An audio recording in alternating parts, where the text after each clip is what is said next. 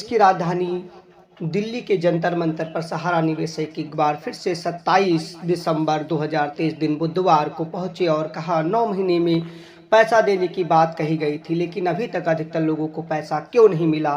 केंद्रीय गृह मंत्री अमित शाह से लेकर कोर्ट तक हर किसी के खिलाफ लोगों के अंदर आक्रोश था। सहारा के निवेशकों और एजेंटों ने अपनी मांग को लेकर जंतर मंतर पर फिर प्रदर्शन रखते हुए मांग की कि सही और जल्द समय पर लोगों को भुगतान किया जाए। प्रदर्शनकारी लोगों ने राजनेताओं से लेकर अलग अलग कानूनी पेच और एजेंसियों की भी खामियां और बारे में बताया। गृह मंत्री अमित शाह द्वारा जो पोर्टल लॉन्च किया गया था जुलाई में, उसमें 9 महीने में भुगतान वापस करने की बात की गई। लोग सबमिशन किया, डिफिशेंसी वाला मामला आया और डिफिशेंसी के बाद फिर इसमें सुधार नहीं दी, सबमिशन आया, लेकिन कितने लोगों को पैसा आया और लोग पूछ रहे भुगतान की गारंटी दी गई थी तो कहाँ गया।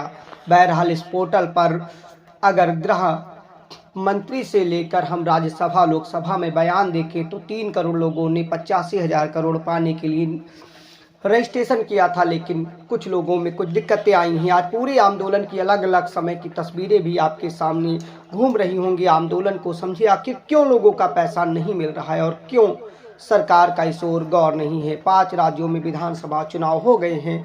लोकसभा चुनाव 2024 की तैयारियां अपनी चरम पर है, यूँ कहें माहौल बन चुका है। फिर भी दिल्ली के जंतर मंतर पर बुधवार को सहारा इंडिया के निवेशक और एजेंटों को धरना प्रदर्शन करके अपनी मांग रखने के लिए मजबूर होना पड़ा।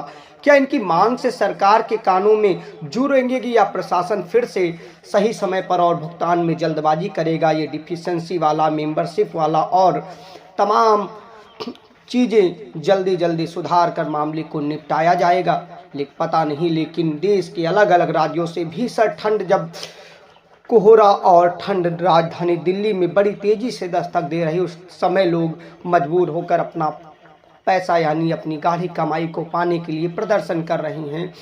लोकतंत्र के अंतर सांघी सरकारों को चाहिए कि लोगों का भुगतान समय से करा दिया जाए, लेकिन राजनेताओं के अलग अलग वादे आपने आगे पुराने नए हमारे वीडियो में देखा होगा, राज्यसभा से लोकसभा तक। लेकिन बातें आती हैं पाई पाई का भुगतान होगा, लेकिन जब लोगों का पहला 10,000 भी नहीं हो पा रहा है, समस्याएं आ रही हैं।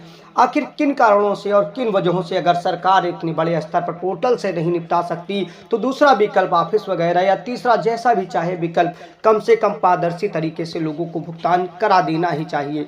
गृह मंत्री अमित शाह के पुराने बयानों को सुने तो आपने बहुत बार भी सुना होगा कि कहा था 9 महीने के अंदर भुगतान कराने की गारंटी।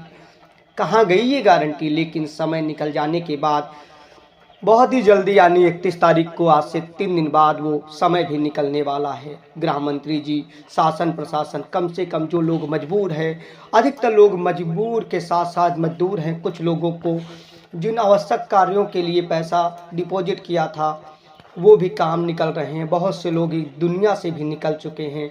इस जंतर मंतर में उत्तर प्रदेश से लेकर देश के अलग अलग कोने से लोग आए। उन्होंने सवाल भी उठाया कि सरकार की गारंटी कहाँ गई। कुछ दिन पूर्व 4-5 सांसदों ने लोकसभा राज्यसभा में संसद के सामने सवाल रखा तो सरकार ने कहा कि उनका सारा एक एक पैसा रिफंड पोर्टल के माध्यम से देंगे।